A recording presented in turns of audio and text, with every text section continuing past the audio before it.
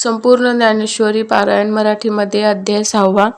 प्रस्तुत अध्यायामध्ये भगवंताने ध्यान योग, हठयोग, त्याचप्रमाणे ब्रह्मसाम्य योगाचे वर्णन केले आहे.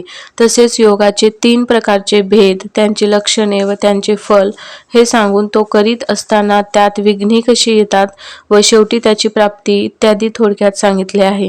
प्रथमतः निष्काम कर्माचे अनुष्ठान करून या साधकाचे चित्त शुद्ध झालेले असते. तदनंतर त्यास यम, नियम, आसन, प्राणायाम, प्रत्याहार, धारण, ध्यान आणि समाधी या अष्टांगाची क्रमशः प्राप्ती करून घ्यावी लागते. तेव्हा या 8 अंगाची प्राप्ती झालेल्या साधकास योगारूढ असे नामाभिधान प्राप्त होते. योग याचा अर्थ जीव ब्रह्माचे ऐक्य आणि जीवाचे ब्रह्माशी जवळीक जोडण्याचे साधन. हठयोग करण्यासाठी एकांतवास असावा लागतो. तसेच निगूढ मठ एकोध शिवाय नित्य वाहता पाण्याचा झरा इत्यादी असावे लागते. परंतु ध्यानयोगासाठी मात्र कर्मानुष्ठानाची मर्यादा न सोडता गृहस्थाश्रमात राहूनही साध्य करता येते. हा योग साध्य होण्यासाठी एकांत असावा लागतो. तसे धूत वस्त्राची घडी किंवा मृग चर्माचे आसनावर उत्तराभिमुख बसून आपल्या श्रीगुरूचे स्मरण करून व्रजासन लावून प्राणायामादी करून योगाचे जे अंग सांगितले त्याचे यथायोग्य अनुष्ठान करावे लागते.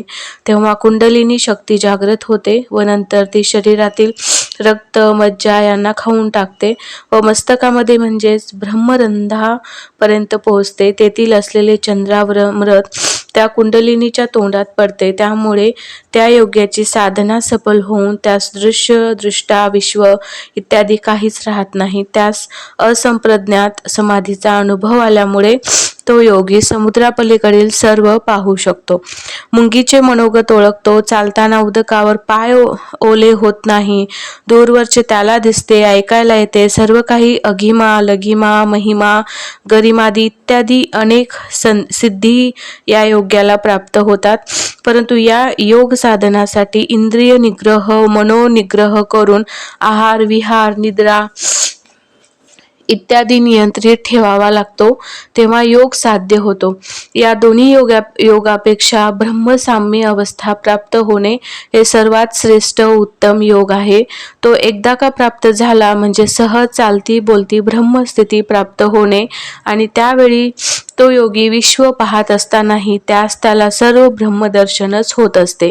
अशा योग्यास त्यांनी केलेल्या साधनेने व श्री गुरु कृपेने त्याला ज्ञानाची प्राप्ती झाल्यामुळे तो अहंकार रहित होतो व सतत ब्रह्मस्वरूपाचा अनुभव घेत असतो.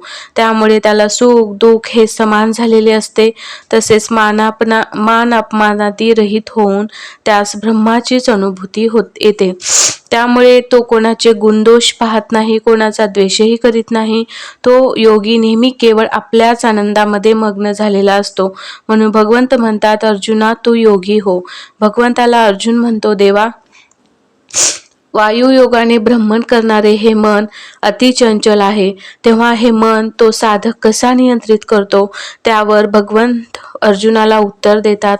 भगवंत म्हणतात, अर्जुना सतत अभ्यास साधनेने हे सहज साध्य करता येते. तेव्हा योग साधना करण्याच्या विचारात असलेला अर्जुन म्हणतो, देवा हा साधक हे साधन करीत असताना जर त्याचे आयुष्य संपले व तो पूर्णावस्था प्राप्त होण्यापूर्वी जर गेला तर त्याला कोणती गती प्राप्त होते? त्यावर भगवंत म्हणतात, अर्जुना त्याला मोक्षा वाचून अन्य गती कशी मिळेल? ज्याप्रमाणे एखादा प्रवासी सूर्यास्त झाल्यामुळे तो आपल्या ठिकाणी पोहोचू शकला नाही, परंतु सूर्योदयानंतर तो तिथूनच पुढे आपल्या स्थानाकडे चालू लागला, त्याला पुन्हा मागे यावे लागत नाही.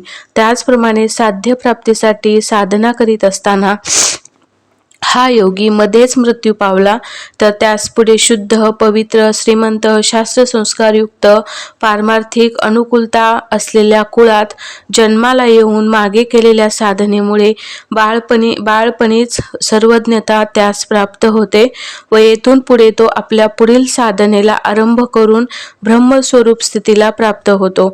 म्हणून भगवंत म्हणतात, अर्जुना तू योगी हो. असे सांगून श्री ज्ञानेश्वर महाराज हा 6वा अध्याय संपवितात.